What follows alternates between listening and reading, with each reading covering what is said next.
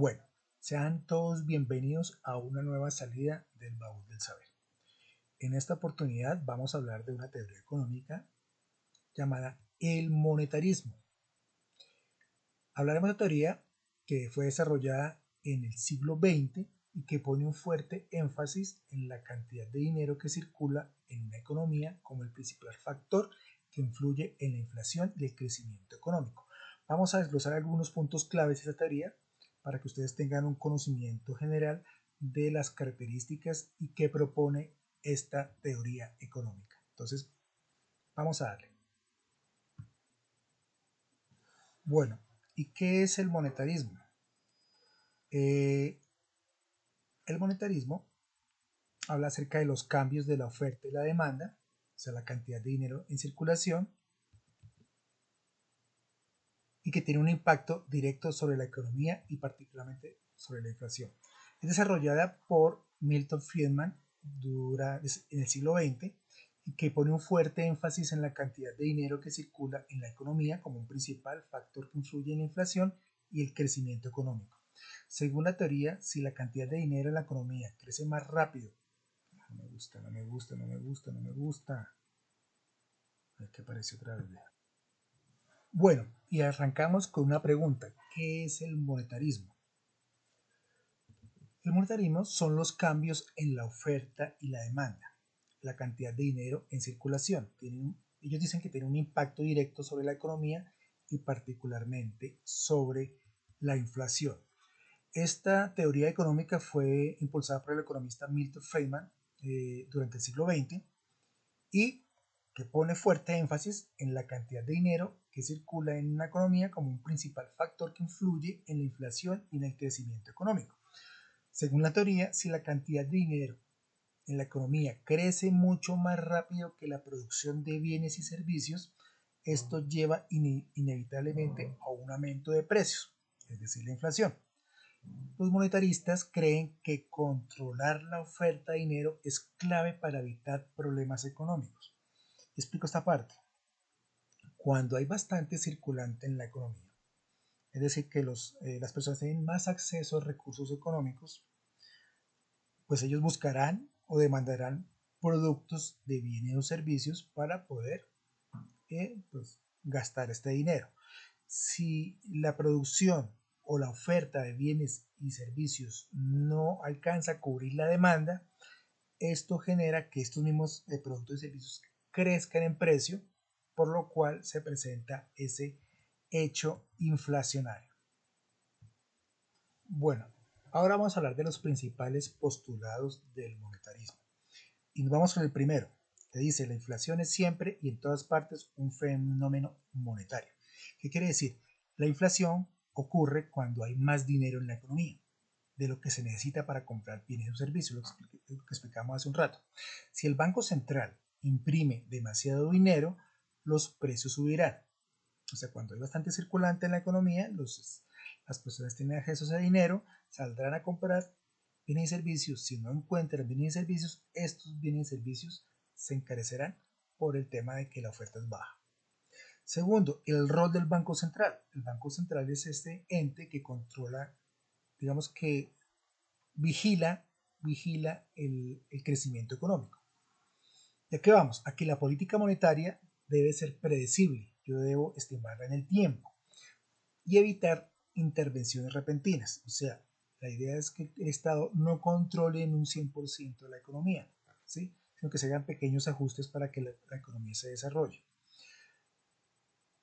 Esto quiere decir que la política monetaria debe aumentar a un ritmo constante siguiendo el crecimiento de producción para evitar inflaciones o deflaciones. Y ahorita un ratito voy a explicar qué es inflación y qué es deflación. Entonces, cuando el nivel de producción de servicios crece a la par al crecimiento económico y a la política monetaria, aquí el mercado está controlado, ¿sí? Está controlado. Cuando hay un desequilibrio en alguno de los dos es cuando se crea la inflación. Ahora hablemos de la política fiscal frente a la política monetaria. La política fiscal, cómo cambiar los impuestos o aumentar el gasto público, no es muy efectiva para manejar la economía según los monetaristas. Para ello, según ellos, lo importante es la política monetaria, lo que seguimos hablando, el control de la oferta de dinero. Creen que en el largo plazo solo la cantidad de dinero en circulación afecta el nivel de precios, no al gasto público. Voy a explicar esta parte. A veces como medidas inmediatas que algunos gobiernos lo que hacen es o aumentar el gasto público para crear empleo o aumentar el circulante en la economía. Esto temporalmente puede solucionar muchos problemas económicos, pero si se deja en el tiempo, esto ya comienza a afectar la inflación y puede ser un componente inflacionario, por lo que explicábamos antes. Al haber bastante dinero circulante en la economía y pocos bienes y servicios, pues esto va a propender por una subida de precios. Ahora bien, cuando ellos dicen también que, debe haber un equilibrio en la política fiscal, ¿sí?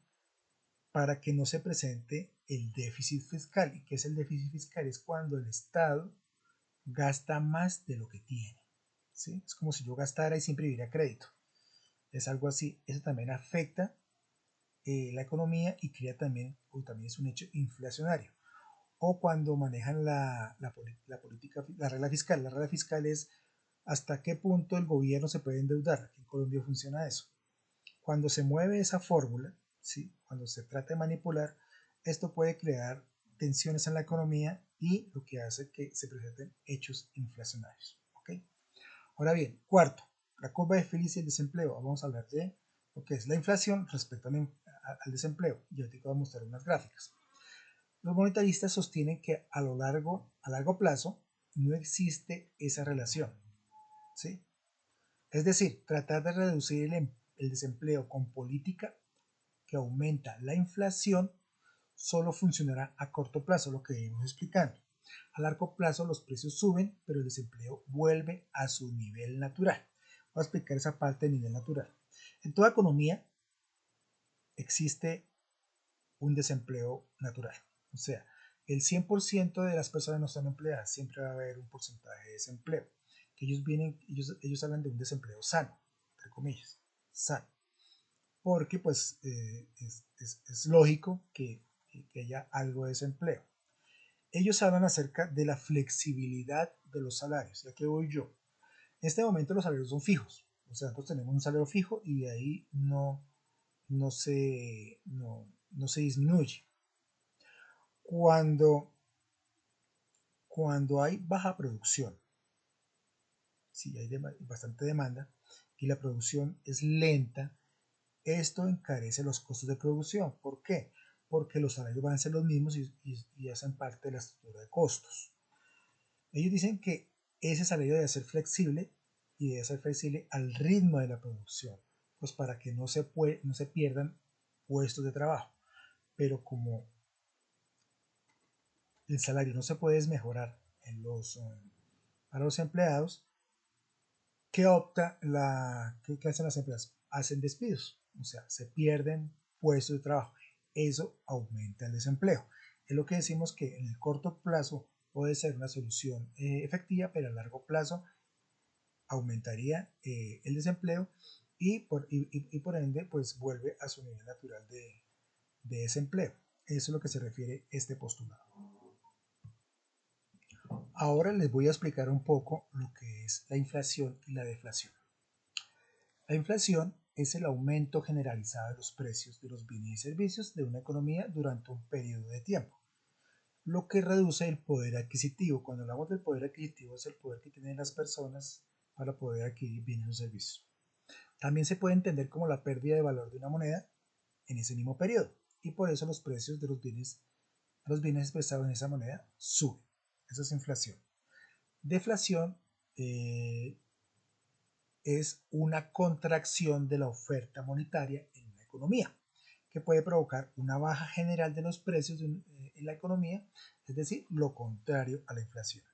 ¿Qué causa la deflación? La deflación puede ser causada por una demanda reducida. Cuando en una determinada economía la demanda se reduce, los precios tienden a reducirse generando deflación.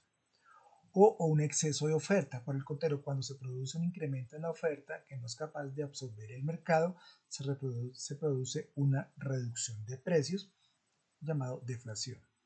¿Qué consecuencias trae? Desincentiva el consumo. Es decir, el consumidor considera que es mejor esperar que comprar, ya que los precios bajan. O sea, ellos tratan de guardar la plata. Y todavía no va a consumir porque no hay esa demanda.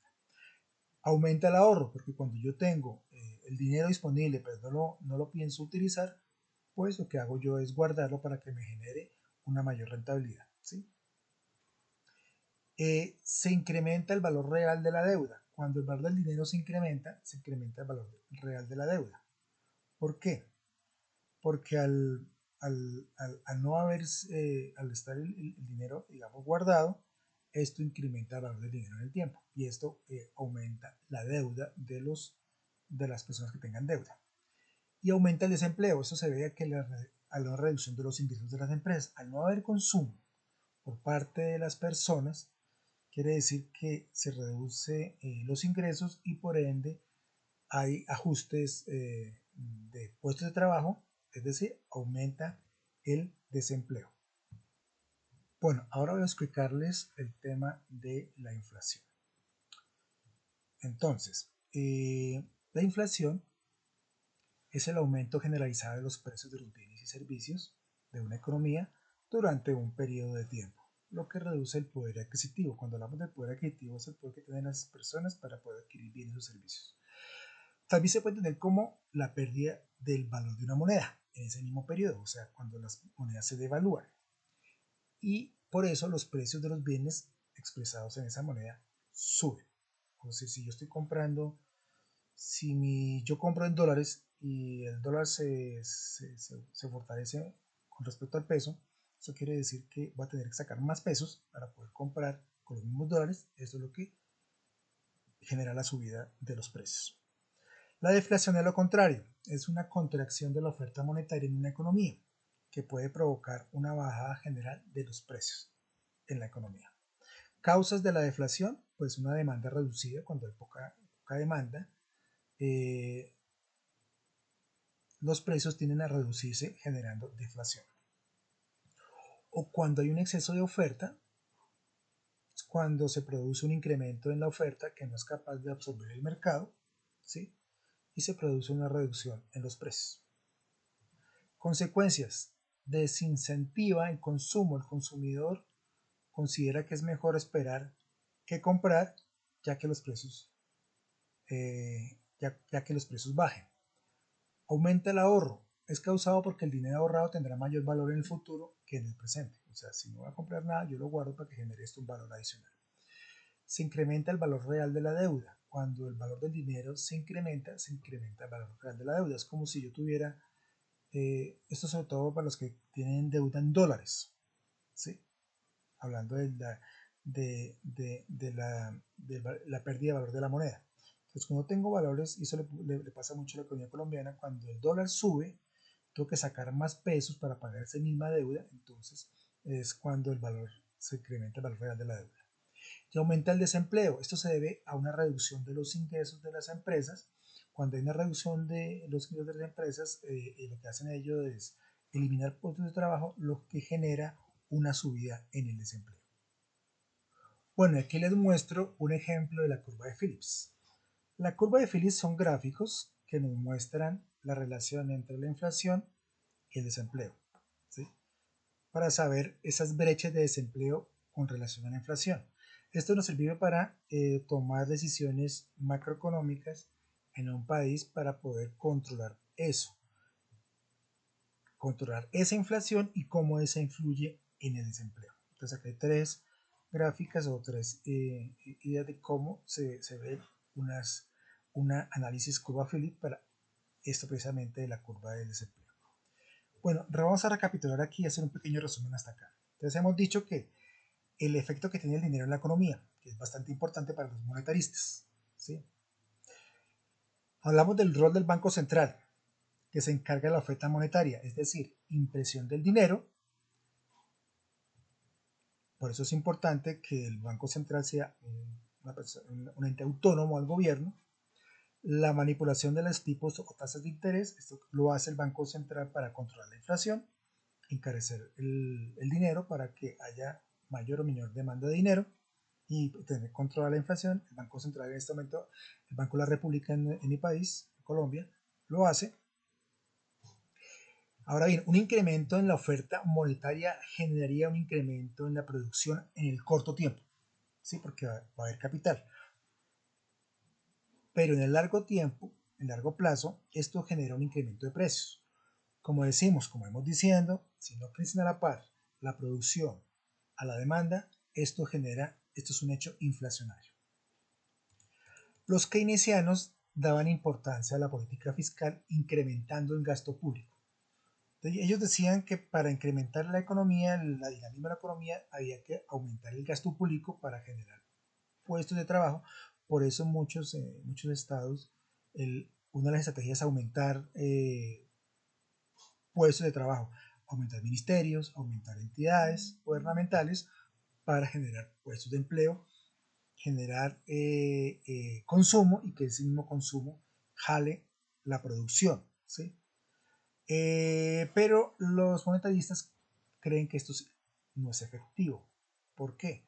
Porque al aumentar el gasto público aumenta la demanda de dinero por parte del Estado. Esto encarece los costos de producción porque pues, saben que el Estado no produce dinero, sino que recopila su sostenimiento con los impuestos.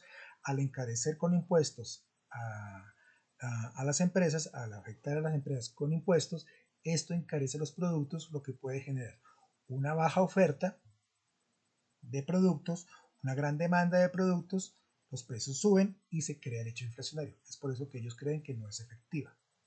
Freeman dice que en la teoría cuantitativa del dinero, y esto es un tema, esto es una fórmula económica, en esa fórmula económica dice que para poder que sea este dato mucho más real, se deben tener en cuenta las expectativas inflacionarias. ¿Qué quiere decir? ¿Cómo se comportará la inflación en el tiempo? ¿Cómo se comportará la inflación en el tiempo?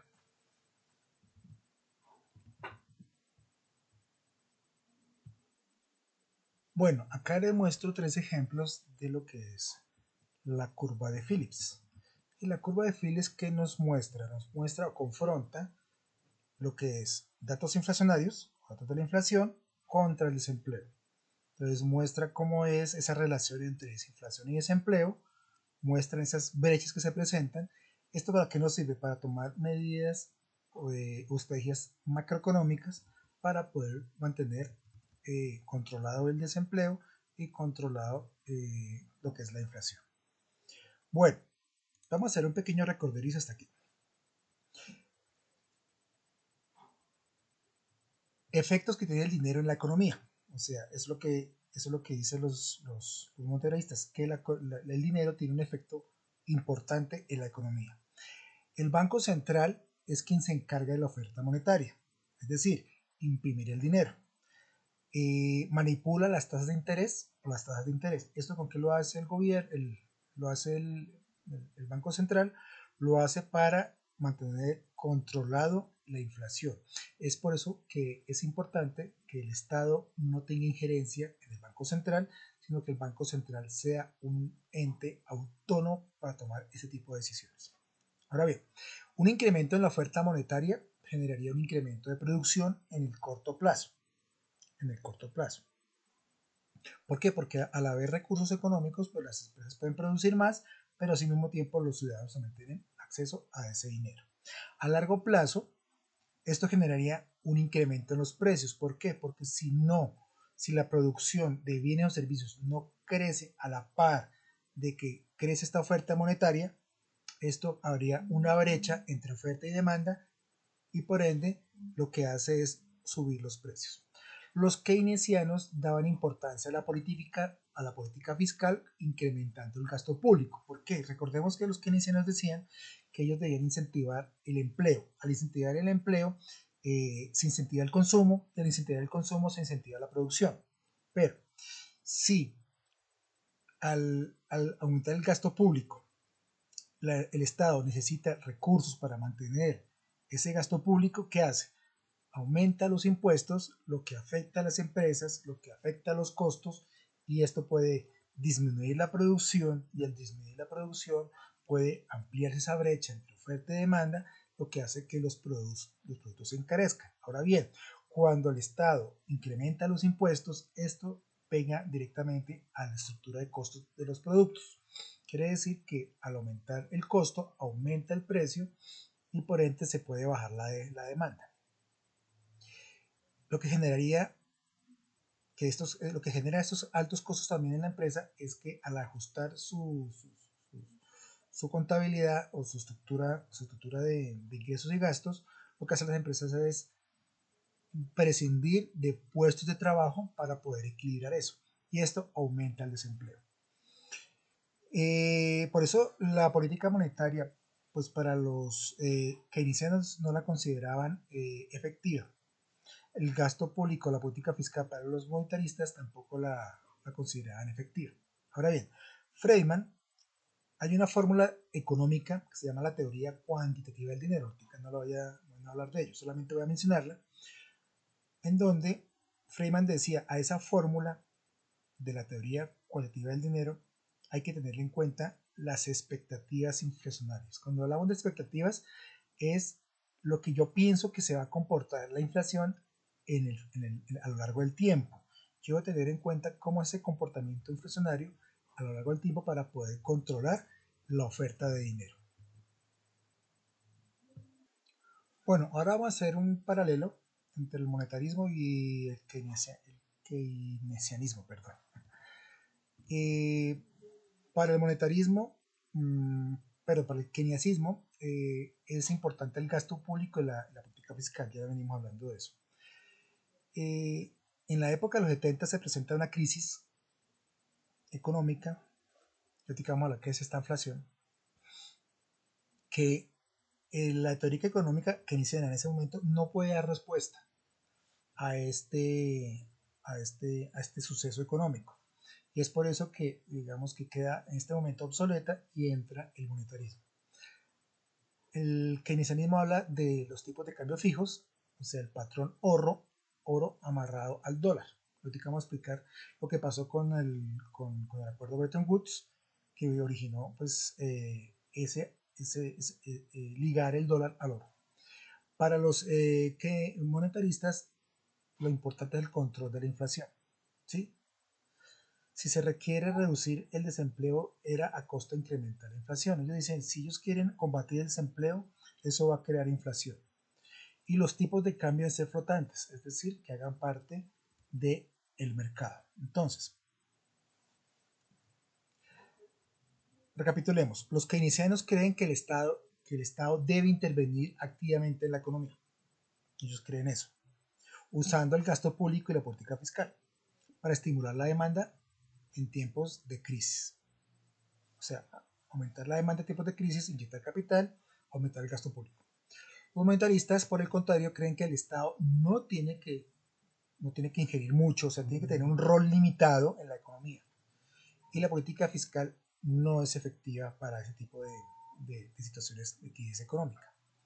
Ahora bien, ¿qué es esta inflación?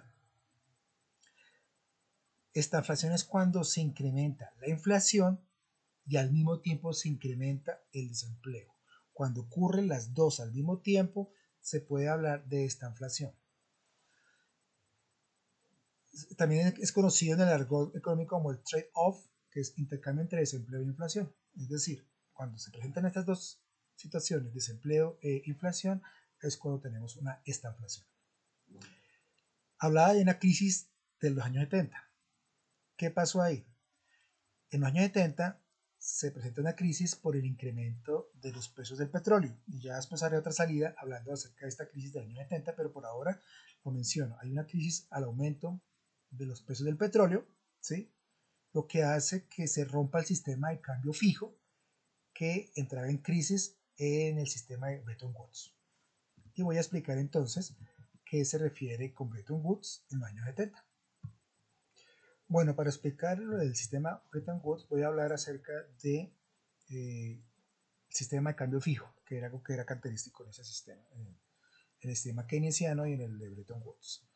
El sistema de cambio fijo es un tipo de régimen cambiario en el que el valor de la moneda de un país está vinculado directamente a otra moneda, generalmente el dólar estadounidense.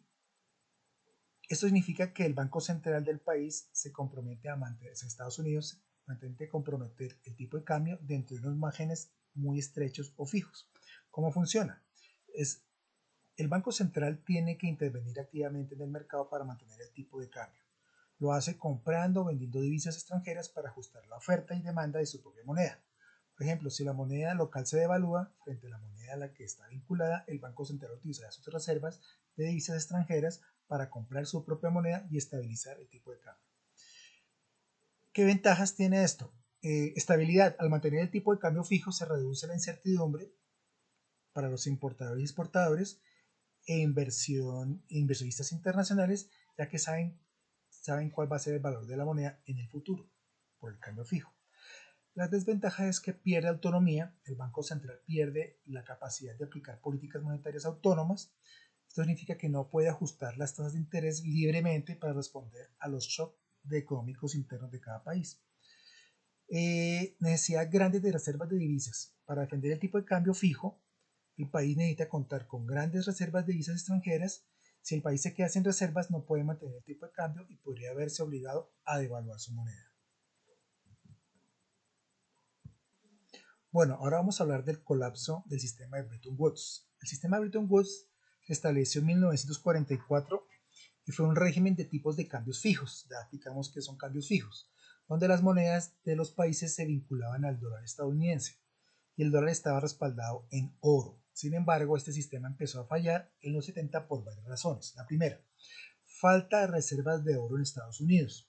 En el sistema Bretton Woods, el dólar estaba respaldado por oro y los países podían convertir sus dólares en oro a medida que la economía global crecía. Se metían cada vez más dólares, pero las reservas de oro de Estados Unidos no crecían al mismo ritmo.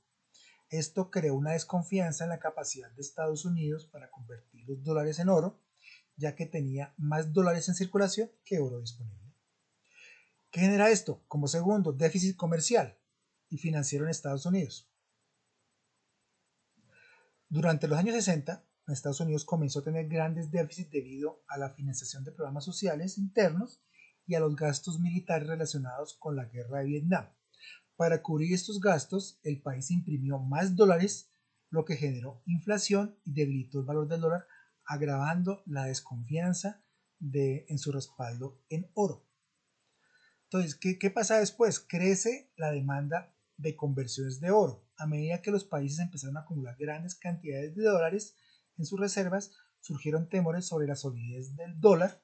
Algunos países como Francia, Charles de Gaulle era el presidente en su momento, y exigieron la conversión de sus dólares que tenían en oro, lo que empezó a drenar las reservas de oro de Estados Unidos. ¿Qué pasa después de esto? Se presenta una presión inflacionaria y un desequilibrio global. La creciente inflación en Estados Unidos y la negativa de varios países a ajustar sus tipos de cambio generaron desequilibrios en el comercio internacional. Las economías globales se desajustaron y empezaron a surgir tensiones en el sistema de tipos de cambio fijo, lo que genera en 1971, bajo el gobierno de Richard Nixon, el presidente de Estados Unidos, quien anunció la suspensión de la convertibilidad del dólar en oro. Nosotros podemos decir que este hecho de Estados Unidos en 1971 es el default más grande de la historia. Es decir, el default es cuando un país no es capaz de cumplir con sus obligaciones a nivel internacional.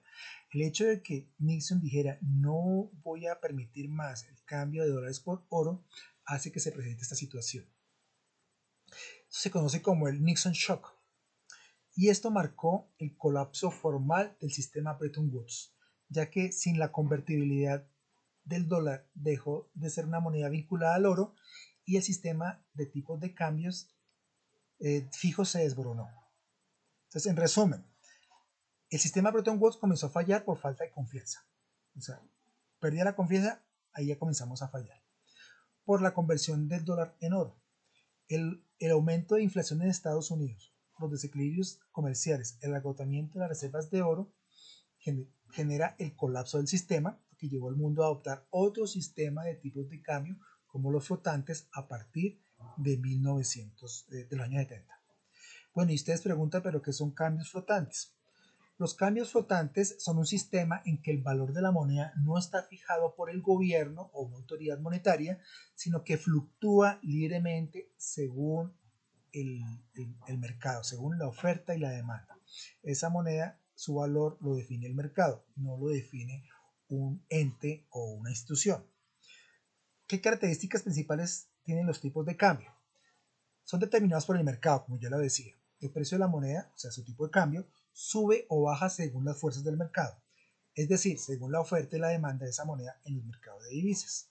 Si la demanda de una moneda aumenta, su valor aumenta, y si disminuye, su valor disminuye. Y digamos, el dólar salió y quedó marcado en este sistema, sin la intervención directa por parte de algún estado o algún ente. A diferencia de los tipos de cambio fijos, que es la diferencia. Los tipos flotantes, el gobierno o el Banco Central no fija el valor específico de la divisa o de las monedas. Sin embargo, los bancos centrales pueden intervenir ocasionalmente, hacer pequeñas intervenciones para influir en el tipo de cambio si lo consideran necesario. Esto se llama como flotación sucia, pero lo hacen para poder controlar la inflación. Esto lo hacen para poder controlar la inflación. ¿Qué ventajas tiene? Que tiene un ajuste automático, permite que las economías se ajusten de una forma más flexible a los cambios de oferta y demanda, sin necesidad de grandes intervenciones gubernamentales. Evita los desequilibrios a largo plazo. Al no estar atados a un tipo de cambio fijo, se evita el problema de acumular déficits comerciales persistentes, ya que las fluctuaciones del tipo de cambio ajustan automáticamente la competitividad del país. Pero ¿qué desventajas tiene? La inestabilidad. Los tipos de cambio flotantes pueden ser muy volátiles, lo que genera incertidumbre en el comercio internacional, las inversiones y las decisiones empresariales. Aquí comienza la volatilidad de los mercados. Y el riesgo para que países pequeños como el nuestro, Colombia, las economías, o sea, que somos economías más pequeñas y dependientes del comercio exterior, nos podemos ver gravemente afectados por las fluctuaciones de las monedas como el dólar, lo que puede provocar grandes problemas económicos si la moneda del país, en el caso de nosotros, por ejemplo, para el ejemplo, se deprecia mucho. Bueno, y ya para ir cerrando, vamos a hablar de la influencia del monetarismo en la política económica. Entonces, los pilares de la teoría monetarista son, ya lo hablamos, el control monetario, o sea, la oferta de dinero en el mercado. El control del déficit fiscal, es decir, del gasto público. Ellos dicen que esto es un factor inflacionario lo que hace que los precios suban. Y el control de las expectativas inflacionarias, es decir, que nosotros debemos prever hacia el futuro cómo es el comportamiento de la inflación. ¿Qué características tiene el monetarismo? Defiende el libre mercado de oferta y demanda, no intervención del mercado en la economía, es decir, que el Estado no debe intervenir en la economía, no a la restricción del ingreso, lo que hablamos acerca de los salarios, ¿sí? De la intervención de los salarios, lo que hablamos, no existe un pleno empleo, sino que existe un empleo natural, siempre va a haber un desempleo, o sea, el 100% de las personas van a tener empleos, va a haber un desempleo natural. Está a favor de las políticas de privatización y reducción de la burocracia. Dicen que entre menos el Estado sea grande, entre más pequeño sea el Estado, es mucho más fácil de controlar y que haya menos gasto. ¿Sí? Como entendemos, el Estado no genera dinero, gasta dinero y sus ingresos dependen de los impuestos. Entonces, al reducir el tamaño del Estado, disminuye un poco los impuestos, disminuye los costos de los productos y servicios, por ello disminuye los precios y puede haber una mayor demanda o consumo de productos y servicios. Dice que la causa de la inflación es la cantidad de dinero circulando en la economía y rechaza las políticas fiscales, porque hablamos de los impuestos. El monetarismo tuvo su gran impacto en las políticas de los años 70 y 80, especialmente en dos países, en el Reino Unido, bajo la primera ministra Margaret Thatcher, y en Estados Unidos con Ronald Reagan. Estos gobiernos adoptaron políticas que buscaban el control de la inflación, reduciendo la oferta monetaria a menudo a través de tasas de interés más altas y reducción del gasto público. Ok, ahora bien, crisis del monetarismo. ¿Qué se puede criticar de esto? Que tienen la dificultad para predecir la demanda de dinero. Es difícil entonces poder predecir cuál será la demanda de dinero en el futuro. Aunque el monetarismo sugiere que controlar la oferta de dinero es clave, en la práctica es difícil determinar la demanda, es decir, cuánto dinero se necesita realmente en la economía en cada momento de tiempo. Y rigidez de las políticas, la idea de la oferta monetaria debería crecer a un ritmo fijo, pues pueden ser una práctica en la economía, en una economía dinámica, porque se necesita adaptarse a diferentes situaciones, como crisis financieras, recesión. Entonces, cuando es muy rígido y no es tan flexible, esto puede impactar en la economía, y lo que hace que este tipo de teoría monetaria pues tenga algún efecto. Listo, entonces creo que terminamos por hoy. Espero les haya gustado esta pequeña charla que tuvimos acerca de la teoría monetaria del monetarismo. Espero haya sido de ayuda. Ya más en otra salida haremos algo más detallado acerca de esa teoría monetaria. Si así lo requieren, me lo pueden dejar en los comentarios. Y solamente agradecerles por el tiempo y la paciencia para que ustedes hayan tenido al recepcionar esta información. Entonces, un abrazo y nos seguimos viendo en el futuro. Gracias.